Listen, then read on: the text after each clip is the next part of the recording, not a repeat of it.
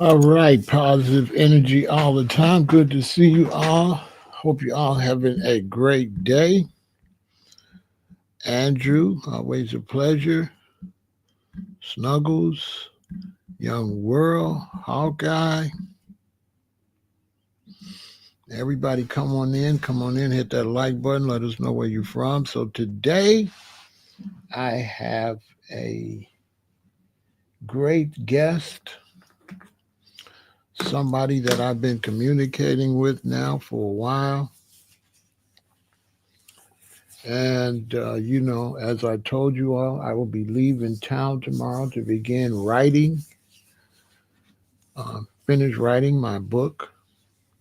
And so I've been thinking about this person a lot because I've watched her on her journey. And so I'm going to be picking her brain whenever she's available to get some tips on writing books because this is my first book I'm writing that I'm actually going to publish. So, without any further ado, I'm going to bring in the beautiful and gorgeous Samyra Alexander. Thank you, Pharaoh. How are you? I'm doing great, sweetheart. This is a pleasure to talk to you. I've been thinking about you a lot because I'm thinking about my book, and I keep Right. saying, Samyra, no, Samyra, no, Samyra, no. So I said, you know what? I should have interviewed you and I should have been plugged your writings. I'm so sorry. I should have been done that. No worries. Better late than never. As I'm y'all I'm can I'm see, honored to be here. she sent me both copies. Now, which one? This was your first one, right? That's the first one, yes. See, I've been a long time supporter, and then she sent me this one. This is the second one. Right. That's the second one, yes. It's a duology, so it's two Oh, books. okay. And so you're how many books in? So I'm 9 in since I started in 2000.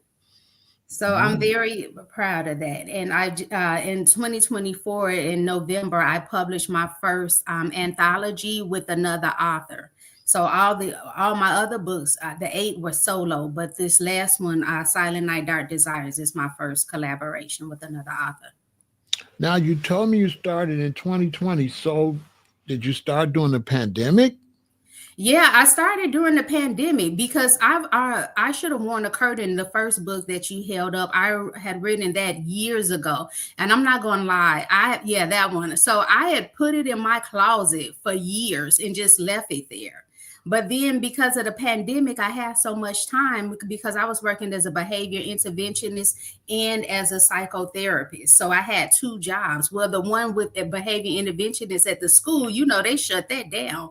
We had to go home. So I was only working like 10 hours as a psychotherapist. And so I was like, I need to do something. So it came to my mind to go ahead and figure out how to get self-published. I didn't have anything but time. So I had a lot of time to research online. And the beauty of YouTube and Google is that whatever questions you have is there. So we don't have the excuse anymore. I don't know. I don't have a mentor. No, Google is the mentor. YouTube is the mentor. So it's a lot of information out there. Plus, it's books about self-publishing. You can get an ebook. You can get paperback books. I mean, it's so much information out there if you want to do it. Okay. So now with your publishing, are you publishing under your own company? Did you start a company for that? No, I've not gone that far into it yet. So I just publish it under my name. And the beauty of Amazon, you can get an ISBN, which is like your official number, and you can take your book anywhere with that. So libraries and different places can find your books, or Amazon will give you a free one, but you can only use that one on Amazon. And so I mostly publish on Amazon and Barnes and Noble, but I do it under my name. But Hmm, Amazon's name is on my book too, but I can still take my book off their platform and do with it what I want to do though. interesting. So now,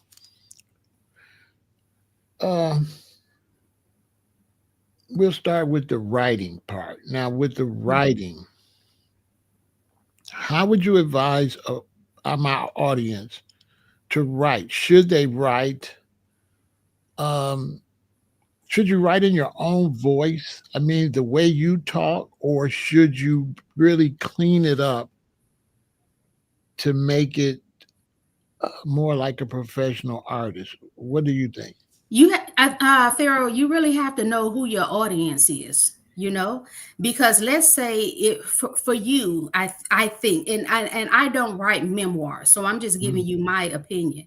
For your memoirs, I think a lot of your target audience is going to be people that you meet online or people that you meet face to face. Because I know you say you be out in the street sometime, you go outside. Right, So you got to know who your audience is. Will they understand that language? Because if your audience is a regular, everyday working person and they use slang, well, then you would want to do that so they can understand you. You don't want to have language where they can't understand you.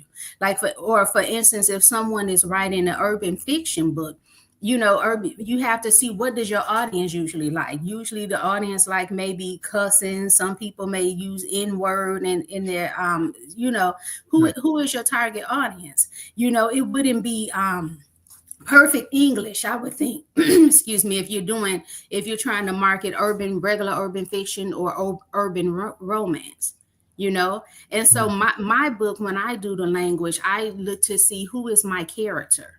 Because some I know one reviewer person on Amazon, she said one of my books, she was like, it seemed a bit childish, the language. And I'm thinking it would seem childish because this is a girl who grew up in Gary, Indiana. She was in her 20s. She dropped out of high school. One of my characters in my book, The Hostage, I right, think she dropped out about 10th grade. So she's not going to be using the King's English, right, or perfect American English. So right. I'm also thinking about who is my audience and also who my characters are, because I want to be true to them.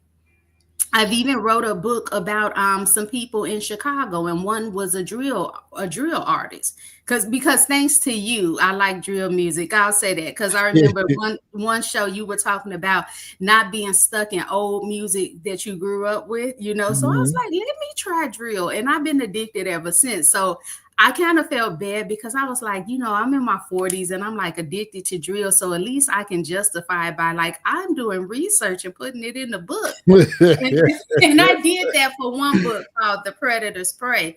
But anyway, like I researched Chicago, and I follow a lot of people like the J Mains and Mhm, FBG Butters. So I know the lingo. So if, mhm, if these are people in Chicago, I'm using on phoneme grave, mhm, phoneme, the ops, and sliding mhm. and all that kind of stuff, because one of the guys was in the street.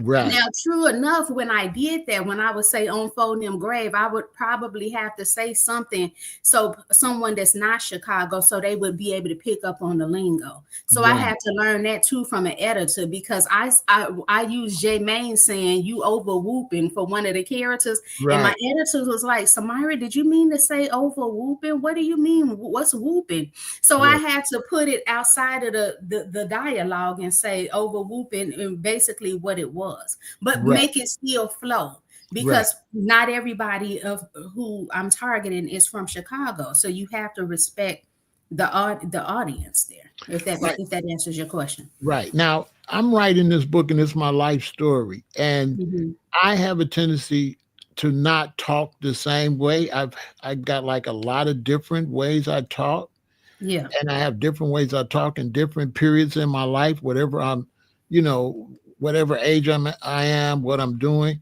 So I'm trying to write my book and I want them to hear me. So I'm I feel like in order for them to follow the story, I have to say it exactly how I was experiencing it rather than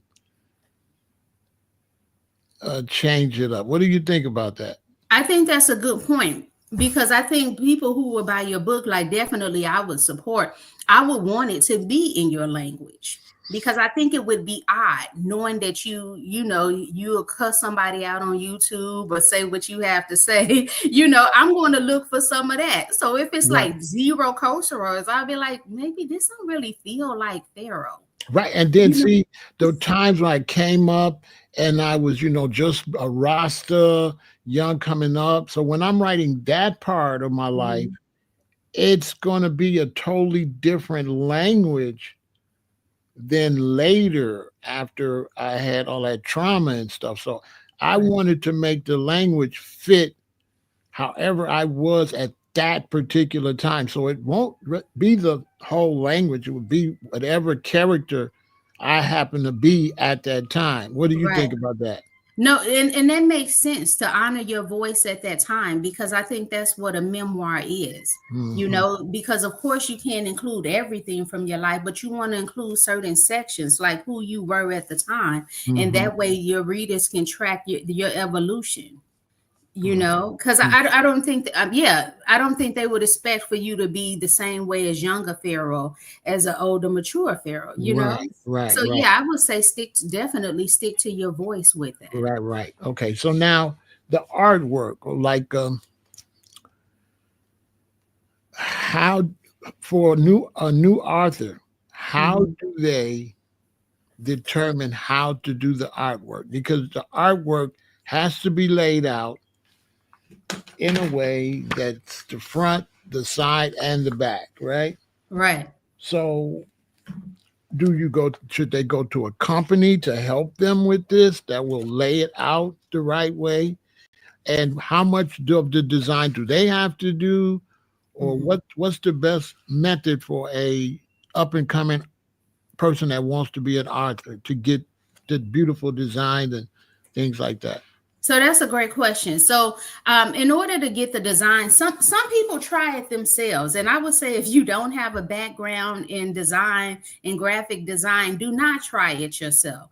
Go somewhere to get your book cover made. Now, the thing is that part can also be challenging. Believe it or not, you would think if somebody wrote a 250-page book or more that would be the hardest part. A lot of times if you don't have a lot of money to invest in it, getting your book cover can be one of the hardest parts to do. Is because I've used Fiverr a lot, and a lot of times with Fiverr, the people I end up doing business with are not native English speakers, and Mm, so I try to engage them more in conversation now before I agree to buy the book deal. They can be pushy. Can I send you the offer? Can I send you the offer so you can go ahead and buy it? No, let's hold on because I want to see how well you speak English, because I've had people that they don't understand what you're talking about. And sometimes it can be hard working with some of them because even if they understand you, like my most recent book, Silent Night, Dark Desires, I paid him to do it. I told him an idea of what I wanted. He mm, gave me the design back. I said, fine, can you just change the font? You know, because the mm, font didn't look right. He mm, sends it back to me. He adds a man to my cover. He changed the font. He changes colors. I'm like, what are you doing? I approved it. I told you what I wanted to change. So that can be the frustrating part. But the beauty of Fiverr, if you get someone and it's just really not working after you try to work with that person, Fiverr will give you your money back. So they can right. they'll reimburse your account or either or how you paid, so you can still go and try to get someone else on Fiverr. So I've used Fiverr. I found some connections on Facebook because I've met other authors, and so that's how I found people. There's a few different sites online where you can go to get your books. It's not just Fiverr. You can go to Upwork, Upwork, and then if you like a certain book from an artist, you can go in their book. Sometimes artists will shout out their editors and their cover designers, so that way you can do that. To me, a good cover designer will work with you. You can tell them if you have a concept for your book. Sometimes I don't. You know, it's like I've written a book, you would think maybe a picture would come to my mind or what I'm thinking, but not always, you know. So I'll go to the cover designer and sometimes they'll work with you and help. And then most cover designers that I've used have gone ahead and found the photos for me, which I like. But you do want, and just to the chat and audience, and hey everybody, I forgot to acknowledge you all. Thank you for joining. But you can always send them pictures of what you like, but then they have sites like, what is the name of it? I can't photo deposit. I can't remember the name, but the designer can buy a photo there and then use it. but you want to do your due diligence and make sure that that's a photo they can use, because there has been instances where some designers, this has never happened to me, thank goodness, but designers got pictures that they weren't allowed to use, and Mm-hmm. then the person whose real picture it is see your stuff on Amazon and Barnes and Noble and hit up Amazon and Barnes and Noble and like, no, take that down, they don't have permission. That's happened to somebody I knew. So after she had, her book was out for months, she had to take her book down from Amazon, find a new cover designer to get what is that, a Mm-hmm. license free or whatever Right. they call the photo to do to her book. Now, but you know, and then she has to announce to all her platforms, "Hey, my book got a facelift," you know. Right. But Right. that's why. But Right. yeah, but they do all that. They do most of that for you. You can have a say so. Now the printing. What is the major? What's the difference in price between paperback and hardcover? The thing is if you're self-publishing, you get a chance to decide what you want your fees to be. And so what I would say is that to me, what's smart is researching your market. What are the best sellers in your market? What are they doing? Right. Mm, And of course, let's say, for instance, Frida McFadden, because I write psychological thrillers mostly. So mm-hmm. Frida McFadden is really huge in my genre, right? And someone else is sort of on his way up, Brandon Massey. So I would look to authors that's doing better than me. How are they pricing their books around the same, if it's about the same pages as mine?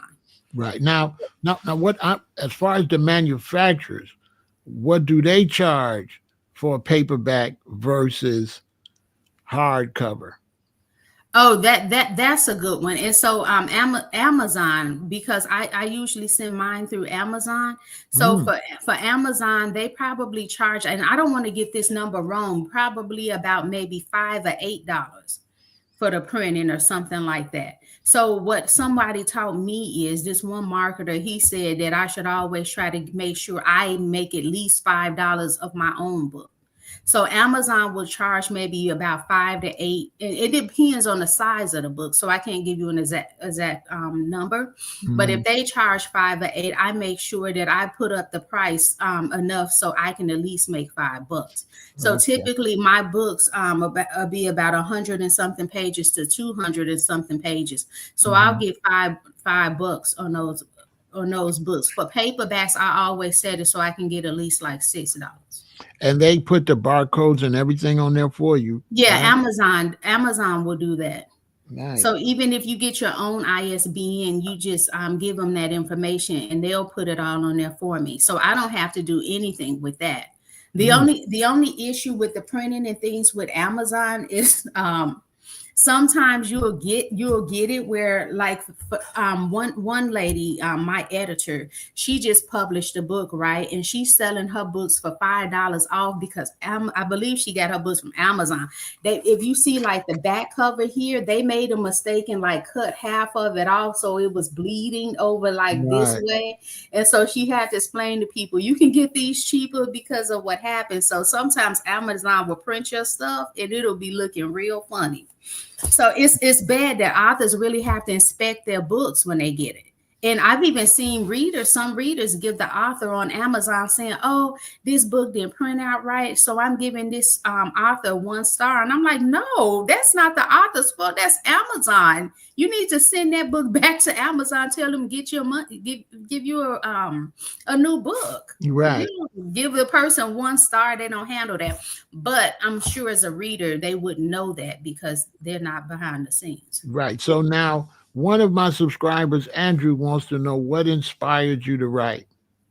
What inspired me to write is I took a real life situation with my I Should Have Worn a Curtain book, because I Hmm. had dealt with bulimia myself from years of just yo-yo dieting, you Hmm. know, and I guess I got to the point where it got, when I would eat sugar, I couldn't stop. And then Hmm. I started lying to myself, oh, well, I'll diet tomorrow, I'll exercise. And it turned into full blown bulimia because Mm, I had to realize that I was a liar. that Mm, I was saying, because it was like the cravings were so strong. Like I imagined somebody with drugs or alcohol. Like if a craving would come in, it was like I couldn't sleep, I couldn't think until I satisfied it. right. And then it was like I wanted more and more, and I didn't understand, like, because that had never happened to me before. Mm, So one thing is that I did want to shed some light on bulimia. And mm, so that's one thing that inspired me to write. I actually met a woman years ago when I was in Sacramento. This woman didn't know me from anywhere and came up to me and said, "You know, one day you're gonna write books." And she told me all other kind of stuff, and I was like, "Okay, whatever," you know. And then like 2 years later, I just had the urge to write, and so I had a notebook, and then I just started writing that story. Now, as far as the spell check, how you get the spelling correct, you do that yourself as you're writing it on your computer, or you have someone else? Do you have somebody proofread your book? Oh, exactly. So what I do is I use what there's Grammarly. You can get Grammarly, and there's some help there. I also have a what is that, a subscription now to Pro Writing Aid, because I've seen that it is really better than the free version. So I Mm, do that myself. But then I also send my books off to editors, and I do that because, even I'm gonna tell you the truth, my first books, I Should Have Worn a Curtain in part two, I actually used two different editors. But see, my English wasn't that good.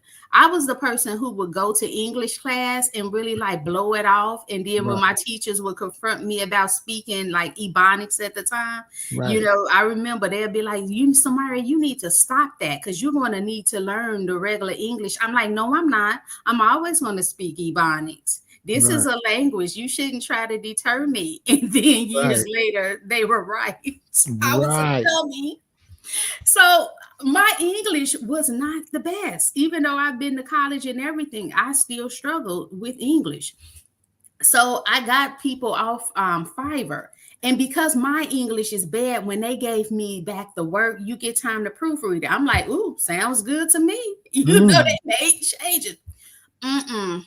When I published it, people were saying the story is good, but the sentences are choppy. You know, it wasn't grammatical errors, it was just sentence structure. And so they were like, "Oh, you need to get an editor." And I'm like, "Get an editor? I paid freaking two editors. How about I need to fire the editors?" right. So I ended up having to not work with those people anymore. And I found, this is what I mean by some authors will shout out who they work with in their books, because Hmm. you can't, if you want a book done professionally and you want it done well, you cannot be an island. You can't do it on your own. You need to Right. work with other people.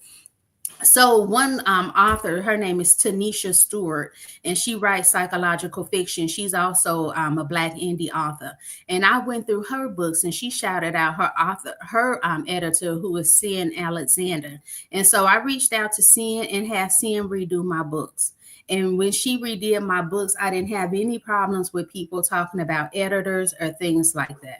But you know, one point she stopped doing editing, and I reached out to somebody else, got a bad job, ended up firing her, had to get my money back from Fiverr, and found somebody else.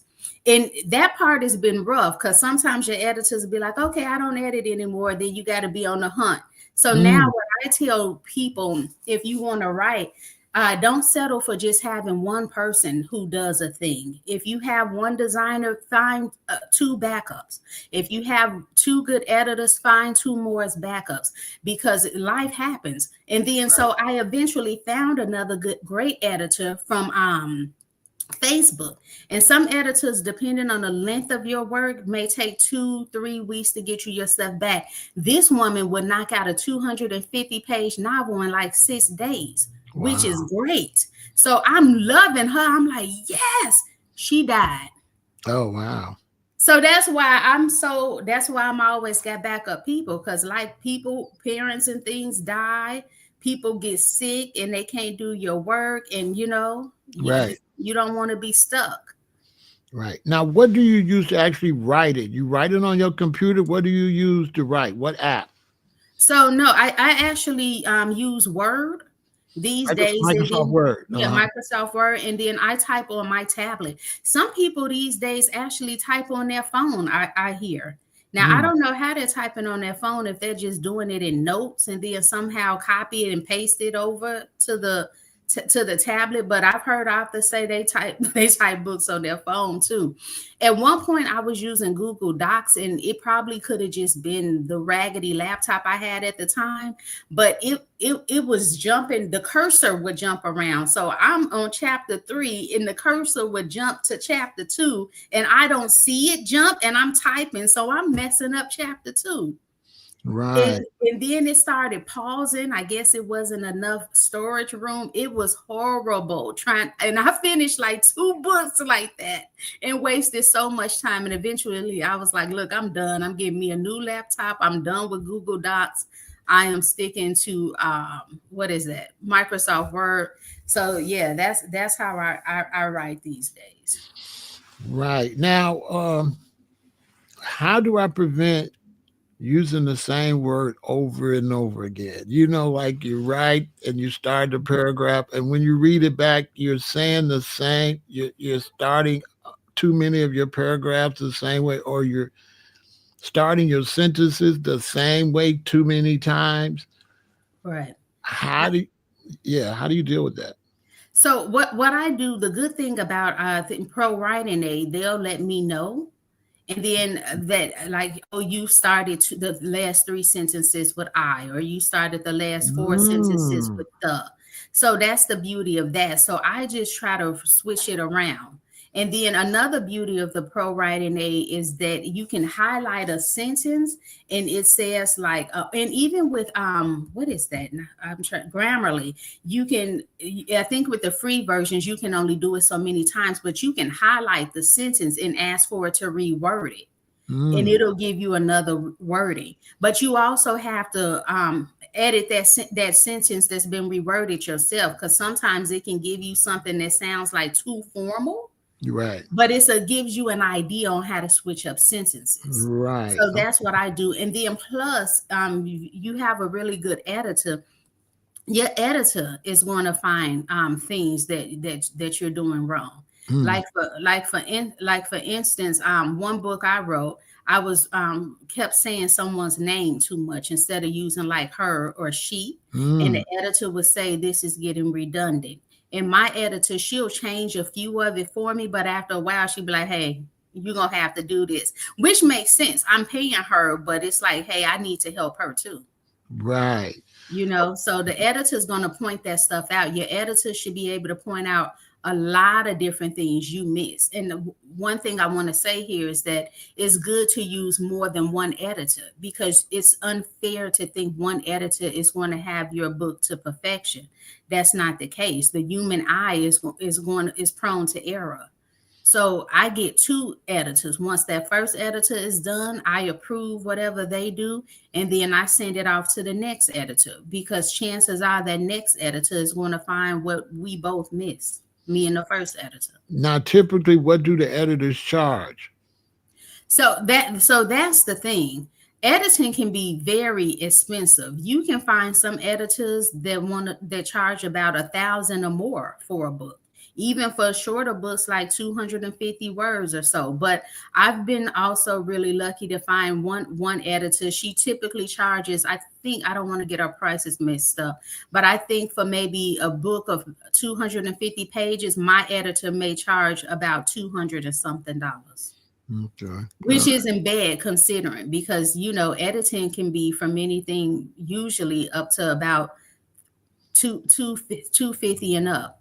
But it depends on the type of editing. There's different types. Developmental editing, this is for like fiction writers. A developmental editor is going to come in and look at your overall book. Does the plot twist, are they good?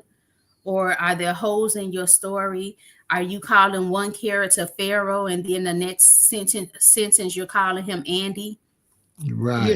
You want to make sure it's consistent. If you said that, oh, my character Pharaoh has brown eyes, but then in 3 chapters over you say Pharaoh has purple eyes, it's like Right. that's inconsistent.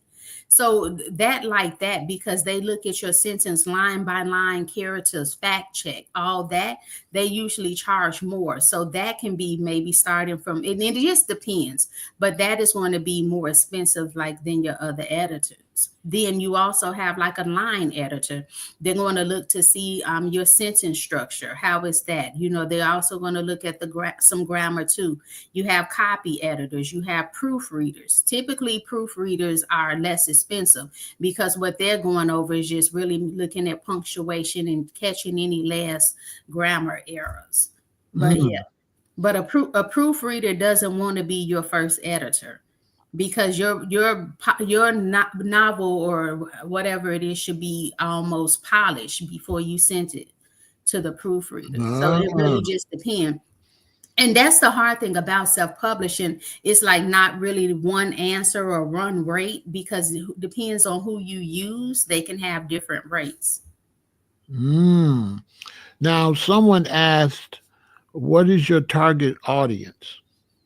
My target audience is my books. I've noticed that my readers are typically are females, right? And so I would say women 20 25 and over. And I know that's a large stretch, but I've had but people that I've interacted with, it's been like middle-aged women, women in their 30s, women in their late 20s, 40s, 50s, you know. And the reason I've been able to figure out my audience more is because on TikTok, I get people and I can see the videos, I can see them and follow them and learn more about them. But before I wasn't really sure. I just really knew it was adult women, you know. So Mm. I have also people of different colors, not colors, different races who read my books more. But I would say mostly Black women read my books. Interesting. Now, someone asked me, did you write any children? Do you have any children's books? No, not children's books. I try to stay in my lane, and I know Right. some authors they do vary and cross over into other genres and things like that. But maybe because I don't have any kids or anything like that, that's just not something that's on my radar. I focus Hmm. on like psychological fiction, psychological thrillers. And Hmm. I do that because my background in psychology and mental health, and I've had family members with severe mental illness and things like that. So I like to write about things that I know about. Even if I make up a lot of things about my characters, my stories, you're going to always find characters that have dealing with some type of mental illness. Now, are your books in the ebook too? Yes, I put my books in ebook, paperback. Some of my books are in hardcover, not all my books, because what I notice is that most people buy the ebooks and paperback. The beauty about publishing on Amazon, I also publish through it's a third party aggregator. I believe that's what it's called. It's called Draft to Digital. They go by D2D. So yeah, with those, they give you reports and you can see what you're selling the most of and not who's buying the book, but what place is buying the book. So Amazon is the biggest seller. It's one of my biggest seller there. Now, what's the price range difference between the paperback book and the ebook? And so the beauty of it when you're doing self-publishing is you can make up your own prices. So Yeah. how I do that is that Amazon, if you set a book price for less than $2.99, you only get 30% of the profit. So if you set your book for $2.99 and up, you get 70% of the ebook profit, right? So Hmm. for me, it's smart to have my book set at least $2.99 so I can get 70% of the profit. But in my job, and it depends on you, and this is where you have to do your research. You have to know what are the genre trends, because other self publishers in my genre, they usually have their ebooks set at $2.99, $3.99, $4.99. So I want to stay in that range, and especially because I'm still new to a lot of different readers, I try not to price my books more than $4.99, not for an ebook, because people, you have to look at it, it's like a risk. They haven't read my work before. True enough, if you go to my books on Amazon, they will give you a free sample, which is like maybe 10% of the book you can read for free. and you Mm, can get an idea for the style of a writer. But some people still want more than that. They're like, well, I don't know, Samyra Alexander, do I want to spend like $9.99 for her ebook? Now they may do that for a bigger author like a Stephen King. He can do $14.99 for his ebook if he want. People are going to buy it. But I mm, can't look at Stephen King and say, well, I'm going to go ahead and do $14.99 too. That right, book will be sitting right there. And the only person that will have read it is me and my editors. right, right. I see what you're saying. Very interesting. Now, I'm planning to write. I won't be in any particular genre. Is that going to be difficult? Because I'm going to be writing. My first book is like a memoir type book. Then the next book is going to be like a basically a movie, but I don't want to write a screenplay and try to Mhm. sell it. I want to write the book and then have people buy the rights from the book. So I want to tell a story in a book where I could be selling it. So is that going to be different? And then I got a historical book about history. So is that going Yeah. to be difficult for me to change lanes and put different books out in different sections of reading like that? What some people do is they create different author accounts, right? Like I one author that I really like, she writes a lot of psychological thrillers. Her name is Tanisha Stewart, but then she's recently started writing romance, so she has another name called Daisy Savage. Then she Mm, writes Christian fiction, and she has another name. I think that's Niche Santiago, but mm, she has a lot. But Amazon will let you create different accounts if you want. And, mhm, and some authors do that because the audience for her psychological thrillers may not like her Christian thrillers, or mhm. her audience for romance may not like her thrillers. And when they go in her catalog, they may be confused. Like, I don't want to, sift through all these psychological thrillers. I like Christian. I thought she wrote Christian fiction, but that's for fiction. But for sometimes you can actually have one platform on Amazon and sell all your books there. Like it won't be confusing to Amazon, and plus all your books are still nonfiction. So you probably would do good if you decided to go that route, just having all your books under one name. Right, right. Now, here's the thing. Now, is there too many pages that you can write a story? Again, it depends on your genre. You have to see what are the best sellers. And I say best sellers because you don't want to just look at your average Jane, Jimmy, Joe on Amazon who probably sold 2, 3, 5 books. What are the best sellers doing? How many pages are they typically writing their books? So you want to look to see what they're doing. So for your genre, you would just go to Amazon, type in, let's say if you wanted to do memoirs, you would do memoirs, bestsellers 2024, memoirs, bestsellers 2025. Click on those books and see. And then Mm, also what's helpful is reading the reviews, because if these people, the bestsellers, if that's who you're trying to be similar to them as far as getting your book sold, I would hope mhm, you read the reviews in your genre. What are people saying about those best-selling books? Are they saying, "Oh my God"? Let's say, for instance, Shirley MacLaine wrote this memoir. It's freaking 700 pages. Don't nobody read 700-page memoirs these days. If you're finding, so you're not just looking at one review. Look for themes in the reviews, and mm, people will tell you. So if you get like 5 people that's like this Shirley lady who's saying this is too long for a memoir, then you may want to write that down.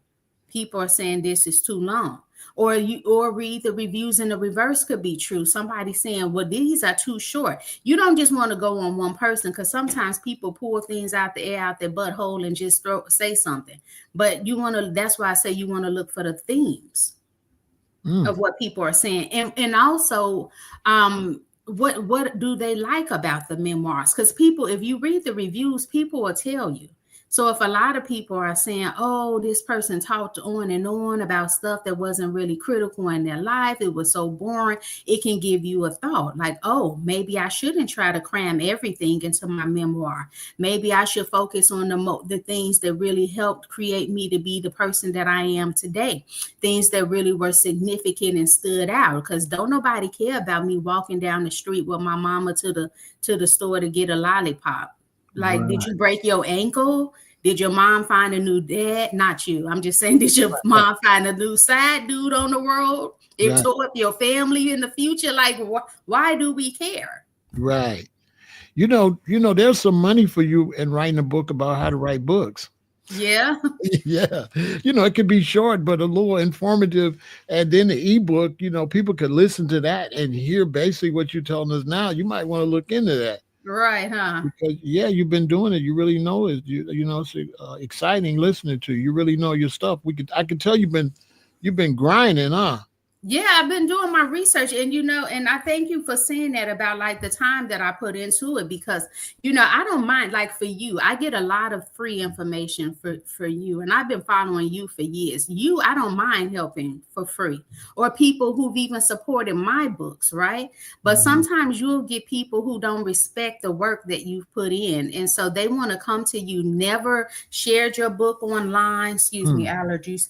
Never bought an ebook. Is That's the cheapest, right? The ebook is cheaper than the Right. paperback. My paperbacks usually start about $12 and up, depending on the size of it, and Right. then up to like $15.99. And the ebooks are like $2.99 up to $4.99. So won't even buy an ebook, but then want to jump in your DM and have you give them 5 years of all your knowledge for free. I'm like, what Mm. do they do that? You've not even read my book. People would be like, oh, I see you write books. Okay, blah, blah, blah, blah. And how this, you see, I write books. You see a million people write books. How'd you pick me to jump in my DM for free information? Right. Right. Yeah. They gotta pay for that consultation. You know. I know. I've even done that with some people that I've known, giving them information. Oh, you can go to this channel, you can go to this channel, because people will sometimes hit me up. I wrote a book, but then they don't follow up. So I'm like, yeah, these days, unless it's it's like, hey, have your book written already. Don't come to me talking about you got an idea, because who don't have an idea? Don't Right. come to, a lot of them that are jumping the DM ain't even wrote one word and want me to tell them all kind of stuff. They don't understand the language. I say, well, do you want to be traditionally published or indie published? What that mean? Okay, you won't even go Google. You want me to tell you everything. Yeah. Well, you can tell a lot about people because if somebody is helping you, you would just send them some money anyway. I would think. You know. Like if you was helping me, I'd be like, "Here, what's your cash app?" I mean, Mhm. should you have to tell me that? Like, okay, I know, but from you, I wouldn't accept it. So I'm just telling you that I wouldn't accept it. I'd be offended you try to give me a cash app. well, I'll So send it, and you'll send it back, and I'll send it back. because I'm not comfortable. I wouldn't look at it as you charging me. I would look mhm, at it as something I would want to do mhm, because it's people's time. It's yeah, not all about what they want. It's about, do you feel that they're spending their time to help you? uh-huh. So from your point of view, why wouldn't you want to, say, here, thanks? I mean, that's a thank you. Right. Like recently, somebody jumped in my DM on Blue Sky. I'm trying to figure that out, but I ain't having much luck. They jumped in, was like, "Hey, you ghost right?" This I knew I should have ignored it, because it's like I've already have content on there, and right under my name it says I'm an author. And it says like how many books I publish, and you ask, am I a ghostwriter? And I said, no, I'm not. And they're like, oh, well, you write. Can you help me? And a lot of times it's just like, can you help me? Can I help you with what? Right. Editing, finding a book designer, marketing, what help you with what? They don't tell me what. I don't even know if we even write the same genre. What are you asking? What help are you saying? I think if you need help, then you should know what type of help, and don't waste somebody's time by being very vague. So they got to go back, pulling teeth 5 times to get you to say what you need. But anyway, I said, no, I don't do ghost writing. And then they asked me something else about like developmental editing. And I gave them my editor's info. And I said, hey, hit up this person. Their rates are on their site. It clearly explains what they do. Best of luck. Then they hit me something back. Well, I guess you don't want to help me or something. I said, help? Are you for real? I just gave you my editor's information. I told you I don't do what you want asking me to do. It's outside of my scope. I said, I just gave you actually 2 different people you can reach out to. Right. And they were like, well, if you didn't want to help, you should have said that. And I just deleted them. I'm like, bye. You must be a freaking idiot. Now, the books. We have this one, The Mm-hmm. Hostage. Give us a quick, we don't want you to tell us nothing to give it away. So when we read it, but what's the basic? What is this one about? So the hostage is one of my first, like, I guess I don't know, holiday books or whatever like that. I wanted to take advantage of the Halloween season, right? So I Mhm. figured, let me try to create a book like that to see if I can increase sales around the holiday times, you know. And Mhm. so this book is based in Gary, Indiana. That's where I'm from. So I still do some of my characters from Gary, Indiana. So it's a 23-year-old. Her name is Brandy, and her 24-year-old best friend. His name is Zane. So basically what happens is, and this is not a spoiler. So she's dealing with bipolar disorder, right? And so sometimes she depressed, sometimes she manic. She got a lot of energy. She doing a lot of stuff, you know. Going wild when she's manic. So anyway, she just came off of from depression. Her and her friend go out. The aunt where she lived at tell her they need to be home at a certain time, even though they're adults. But Brandy been like, forget that. You know, I've been depressed for weeks. I'm having we out here smoking, we drinking, we having a good time. So they get back to the house. She don't tell her best friend that the aunt said they're gonna get kicked out if they don't come home in time. So they pull up all their stuff on the lawn. They trying to work with the auntie. She ain't hearing it. She threatened to call the police. So they get all their stuff. They gotta go.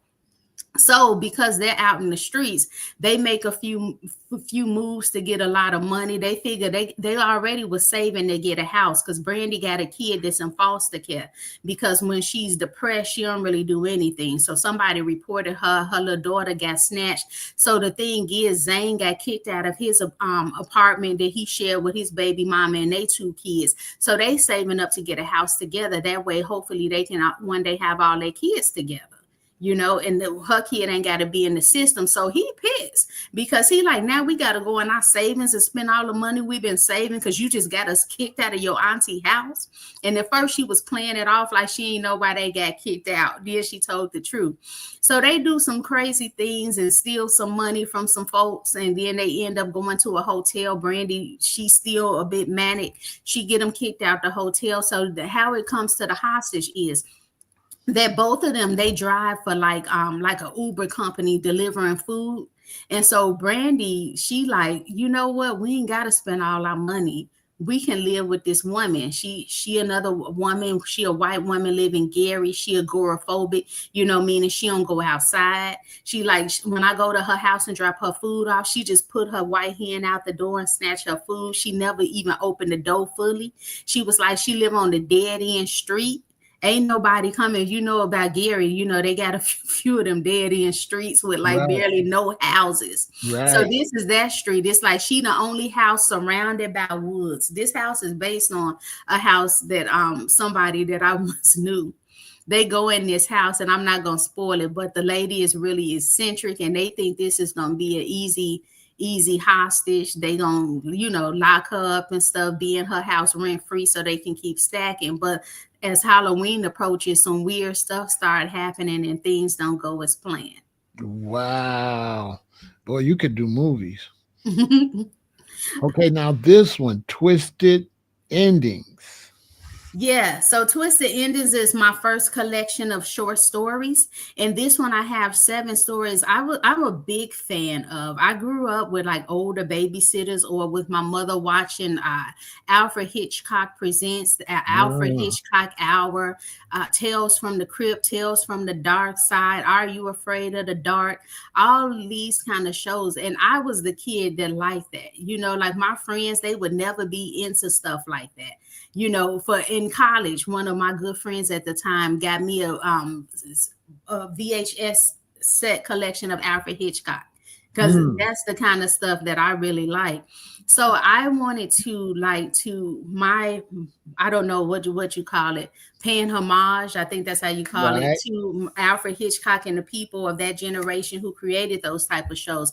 I created this, and what I do is I tell readers when I'm marketing this book, are you good at guessing plot twists? If so, test your Ah, skills on seeing if you can guess the plot twist before the author reveals them in each story. nice. Yeah, so each of them has a twist, and that you won't see coming at the end. Did you notice that the artwork on the door is a big old cross? No, I didn't notice that. It's spooky. It's interesting. Look, it's a cross. I see it now. I didn't see that before. Deep, huh? Nice. That's nice. That's nice. Yeah, the cover designer did a really good They job. did a great job. Yeah, yeah. And you know what? I'm gonna tell you this, and the truth of it about the cover design. Some people, and I'm not saying I'm talking about this designer, but some of the I really like my covers, and it's unfortunate that I can't really work with a lot of the designers that I've used. Because like some of them can do great artwork, but then they can't really measure. You have to have certain measurements for it to print, and you have to meet those. So when I send it to Amazon and they reject it, I have to go back to the designer. Hey, this is the wrong, because I can't do it myself. I need you to Right. fix it. And some people, instead of just trying to be like, okay, I didn't do it right, let me fix it, they want to blame Amazon. It's like, no, you cannot blame Amazon to Right. me, because it's their platform and they're not changing it based on different designers. You Right. have to meet their criteria. It's Right. not like they're making you guess. They tell you clearly it has to be this times that or whatever. Yeah. You need to fix it. And unfortunately, I've worked with designers who want to go back and forth talking about it's Amazon's fault. It's never Amazon's fault. That it's their platform. Fix it to fix that, or I can't publish it. Right. So don't tell me it's Amazon. Fix it. Right. Because anywhere you get books printed, it has to be a specific size. Thank you. And some other people will tell me, well, Amazon be tripping. How are they tripping? They're No, not changing it. It is what it no, is. everybody does it the same way. Exactly. Even with draft to digital, you Now, have to have a certain dimensions. hardened hearts. All right. So Heart and Hearts, I wrote this because I worked in a domestic violence shelter for a few years, and I really got a chance as a therapist. Excuse me, allergies. I Hmm. really got a chance to see the effects of domestic violence on my clients and their children as well. And then just hearing some of the horrific stories that the women went through and that the children went through. And one day in the office, I was telling my coworkers, I said, we all should write a story about vigilante, co-workers who Hmm. went out to avenge their clients, because I'm working with people who work with them closely, case managers, people who check them in, give them hygiene supplies, clothing, and all that stuff. And they were playing around with it. I was like, yeah, we can each write from a different point of view. And then they were like, yeah, yeah, yeah, but they never did it. So I was like, well, forget them. I'm gonna do it myself. So this one is about a woman named Paris. She's a manager at a domestic violence shelter, and then Dylan, she's an art therapist. An artist at the therapist who does a lot of art therapy with the clients and things like that. And both of them have their own history with domestic violence, and they're both lying about certain aspects that's happened.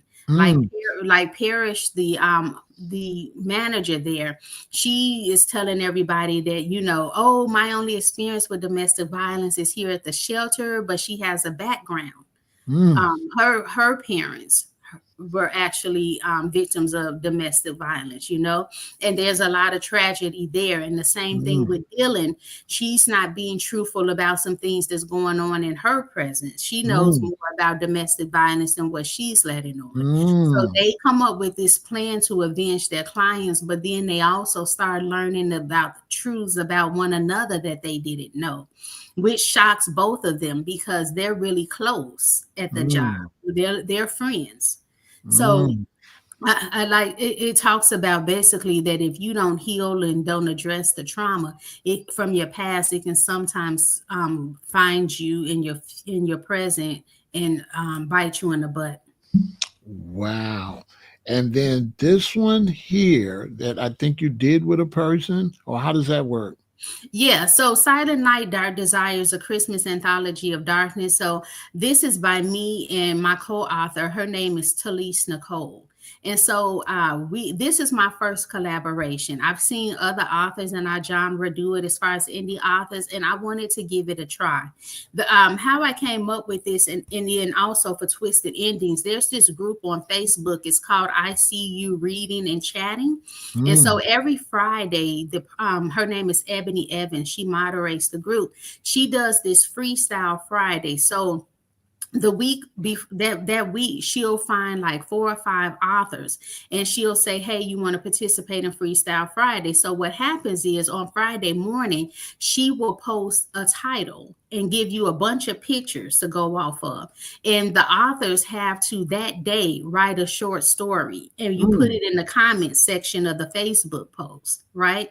Mm. So this is how I got the idea, another idea of starting to do short stories. So Talise and I used the same concept. We took 5 different titles and we both put our own spin on each of the 5 titles. So this is a these are more like psychological thriller. There's my first time doing anything with supernatural Mm. aspects. So there's it's also a supernatural thriller and it's also a horror thriller. The reviewers on TikTok is so funny. They're saying it's a little bit of not everything, but they're like, you get some horror aspects of it, psychological horror. Not like, oh, you can't go to sleep. It's scary, like a monster under your bed jumping out your closet kind of horror, but more psychological horror. You know, what's going to happen if this and this happens, you know. Wow. You know, your imagination, your creativity is amazing. Thank you. You're going to go a long way with this. You're probably going to end up working on movies because I appreciate it. you definitely could be working on movies with some of those ideas. Those, you know, That's my the that's my one with goal. the one with the house on the dead end. Hmm. Tell me that's not a movie. That is a You know what it is, and this isn't ruining the movie. I'm going to tell you, it's based off real life. My mom was dating this guy. I hope, well, I'm sure they won't see it. My sister, if she sees it, hopefully she won't be offended because it's my sister's grandmother. She's dead now. But anyway, I was young, like maybe 8, 9, and we would go to this house. No lie, it was like on the border where Gary meets some other little city. I can't remember, but it was only like an abandoned AT&T building and all this forest, you know, and then her one house, like really close to the deep forest. And mm, we would get in there, right? And then they had rats, no lie, huge rats. I'm talking about them kind that you see if you get off the subway in like New York somewhere, mm, the Bronx. And they would just be running around, but they were not scared. So, like me and my mother would be scared and be sitting close on the couch like this. But the guy would be, the grandfather, he would be in his rocking chair, spitting tobacco in the fire, rat run past the floor. They like throw a shoe at it or yell at the rat. And, you know, I'm like, okay. And then if I go in the kitchen, like at first before I knew about the rats, like would go to try to get water, but would be stopped because there would be like the hugest rat either walking on top of the stove. I don't know what you call that on the stove, the balance, or right. walking on the top of like the sink area. Imagine that. I'm Wow. like, okay, no water. And then, like, me and my mother, if we would have to go use the restroom, my mother would be like, Sam, come with me. Or I would have her. Like, normally we wouldn't do that. Or she'd come with me up the stairs. And one time she was using the restroom. Like, it was this bad how scared we were. We would be in the toilet. I would turn my head so she could pee. And one day a rat ran from like under the tub and I jumped on my mama's lap while she was peeing. And Wow. the woman, she was so nice. She had showed us her stove where the rats had. She was like, "Yeah, the rats have like eaten like the bottom of my stove." We're like, and she would offer us food, and we would never eat over there. Like, how can I eat over there when I have seen a rat literally walking on the top of your stove? Right. But they were so much fun. I would ask my mom, "Can we go visit them?" And then I don't know if you know the game Skip Bowl. They would have like Skip Bowl competition, card game. It's a Right. card game competition, and they would let me play. So we would do like partners and everything. And I was the only kid playing Skip Bowl, so I loved it because I always wanted to be like grown. So I felt Right. included. It was Right. the only time they didn't tell me to get out their face like the other kids. I could Right. sit at the table and hear all the conversations and play skip ball. But you got to be on guard for the rats because they were like part of the family. They just fly around every now and again, want to just come in. Wow. That's interesting. So look, we're gonna do a few of these when I get back. I'll be back next in February, and so we're gonna do a few of these. I wrote down. I hope you wrote down the different titles that we talked about because this is very informative. Very informative. Uh, and Thank you. everybody, the links are in the description. Hit the links in the descriptions. Go buy all her books and read them. Read them to your children because we got to push literacy.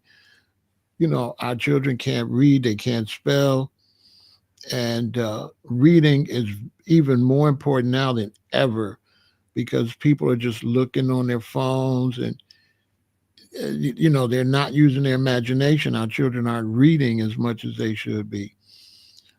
Well, one thing I do want to say real quick, maybe not read my books to the kids because mine come with trigger warnings. Like Right, you're gonna have some of my books may be sex, some of them may be rape, some of them you will see some corporal punishment. I right, mean, I write about human depravity. right, These aren't your nice little folks, or right, wholesome folks walking up and down the street. Now these some people out there living on the edge, and they doing all kind of wild stuff. right, Even adults would say, "Oh my God, you have to read her triggers," or "Oh, I'm happy I read the triggers," or something like that. Because my right, characters don't play; they are not nice. I, right. I say I don't know where a lot of them come from, but my Well, characters like revenge and all kind of stuff. one thing, what I really meant is that the parents aren't reading much either, as much Uh-huh. as they should. So if the parents read your books, it would encourage them to buy books for the children, you Got it. know, to just get the idea of reading. Television and Instagram and all that is fine, but we do have to read and we have to encourage the children to read. And the best way to get your children to read is if you read, start Right. reading. And then they say they want some books too. They see mommy reading, they see daddy reading. Then they're gonna want you to buy them some books because they're gonna emulate what you're doing. That's a good So, point. I just didn't want you to have reading one of my books to P talk, but I get what you mean. hmm Okay. I would definitely read PJ. I would definitely read my grandson the books because he needs to be able to deal with that eventually anyway. He needs to be adapted, but everybody wouldn't be able to do that Yeah. because it's a way you would have to do it so it wouldn't cause problems. You'd have to tell them what they can't repeat, or just don't read certain parts. When it gets that part, you just skip over it and keep reading. It's like, okay, I Yeah. ain't gonna say that line. I get you. But anyway, it was great talking to you. I mean, I am very amazed on how informative you are in just what, 5 years? Yeah. You've Thank been you so learning, huh? much. You've been studying. I have. And hey, I meant to show you on my shirt. I don't know if you can see it. It has a few Ah, of my books. Can you see author? yeah. And then my books here. I have two Right. shirts. So I have all my books on them. Nice. So the website will be up soon, right? Tell them the website. Yeah, the website is www.samyraalexander.com. It's actually I'm getting a new website done, so you'll be able to get my signed paper books from my website. You'll get to learn about me. You'll get to see all of my books. But right now, you can find all of my books. He put the links are there. It'll take you right to Amazon or Barnes and Noble or wherever my books are sold. You'll be able to find all my books. Okay, and then let me post your Instagram. Mm-hmm. Give me a minute. So they can come follow you on Instagram. And if you're interested in writing, get her books and read her books.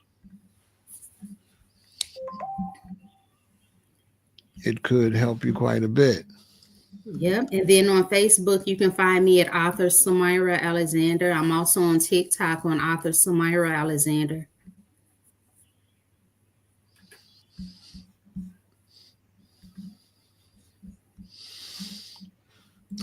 Unfortunately,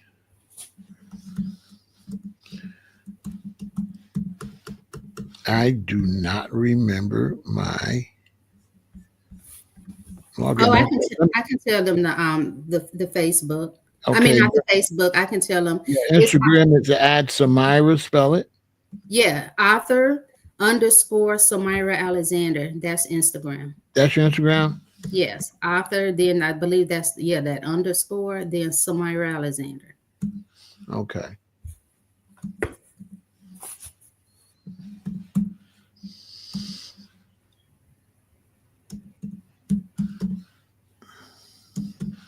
So go follow her on Instagram and Arthur. So you added the Arthur on there because that didn't used to be on there. Oh, go Right. ahead. Yeah. So I added that because I wanted it to be uniform with the what is that with TikTok. That way, people are not trying to remember 5 different names to And then you follow have me. the Facebook page, huh? Yeah. So it's Samyra Alexander author. That's what it is. So they'll be able to find me either that or my regular account. But I'll follow them back. Okay. Well, thank you so much for taking your time to talk to us. Yeah, and thank you so Pleasure. much for having me. I appreciate you sharing your audience with me. It's a pleasure, You're and I'm so. looking forward to your book too. uh, Girl, I'm going to be calling you. Oh boy. Because I start tomorrow. I'm leaving my flight and I'll be gone. Oh, I want to ask you that too. Now, Mhm. I'm glad we brought that up. Now, I got to get away. I cannot write here. Um, Got it. this particular type of book, because this book is my life story, and I have to pull up the information as I go and make sure I don't leave some of the more intriguing moments out. Hmm. And I have been writing, but I just can't focus here. I mean, I can a little bit, but it's just too much going on. So I'm just going away. I don't have any responsibilities. I'm shutting down my businesses for a month Yeah. because I'm having a hard time doing this. So how do you do that? How do you write without any distractions? You know what? For me, as long as it's quiet in my space, I end up just zoning out. Hmm. So it's easy for me to do it, but I have heard some people say that maybe it doesn't feel right for them to type at home. So they may go to a coffee shop. Some people can do that and deal with the noise around them. I think that would disturb me, or go wherever it feels comfortable for you. But for me, I can get going. Like even our walls are thin and I can hear the neighbors and stuff, but it's not like super loud. Well, truthfully, the one next to me, she like to do this real loud scream and talk on the phone all day, but I can even tune that out, you know. Right. But some people use music or sounds and water and all that to soothe them. I can't do it. I don't like to have music playing. It takes away. Like even when I do case notes for work, I can't have like music playing. I've tried it with audio books in the background. I can't do it. I just need it to be quiet in my little space. Right, right. Now I could do that too. My problem is I work for myself. Mm-hmm. So if I had a job and I came home, I would be able to do it. But because Right. I work for myself, it's hard for me to separate my work. It's Yeah.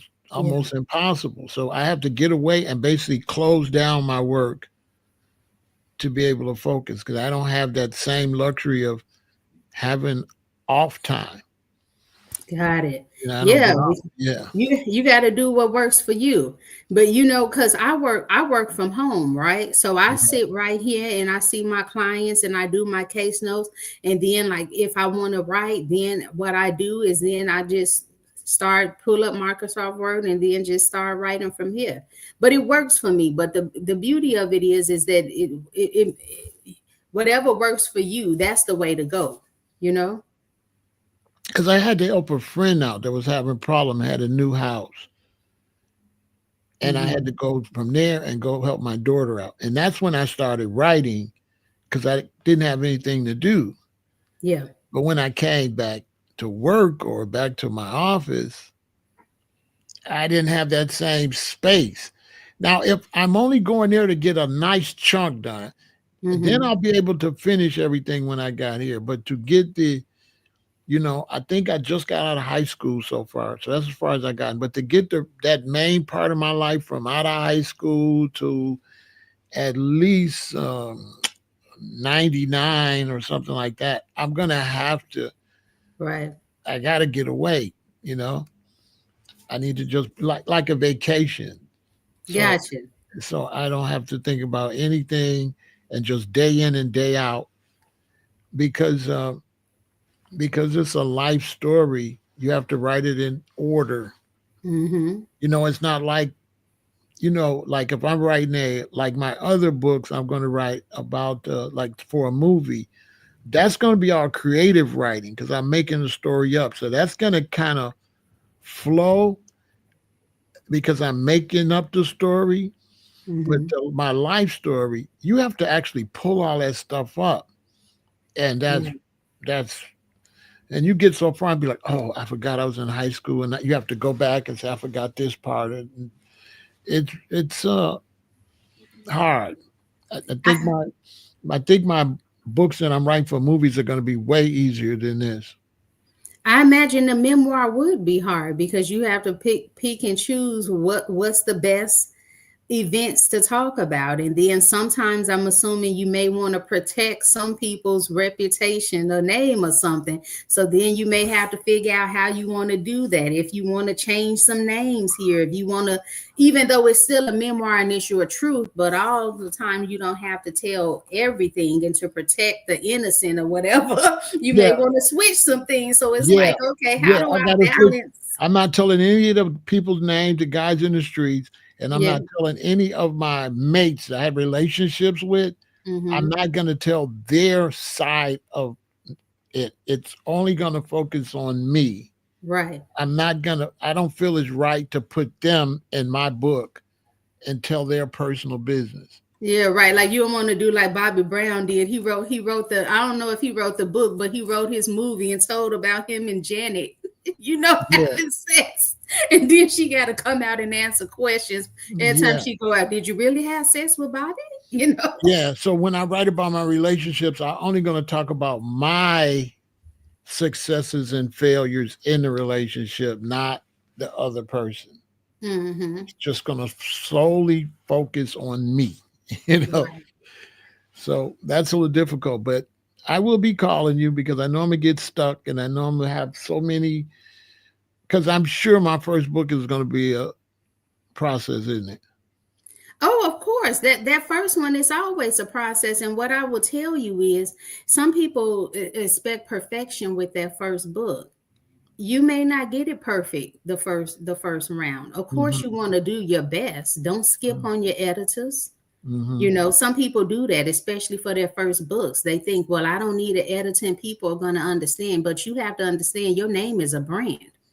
And Right, if you throw your book out there and it's messed up, people will talk about it. People will leave comments. People will right, make videos and TikToks and Instagram videos about your horrible book. So you exactly. want to do it the best, but it's also unrealistic to think your first one is going to be your best masterpiece. Now, maybe it happens for a few people, but the percentage that it happens for is way less than Mm, for the ones that it works for. So just try to give yourself grace there. Do the best you can, but don't wait and keep putting it off, waiting for perfection. right, Because when you put that first one out there, it's like your little baby. You learn from that.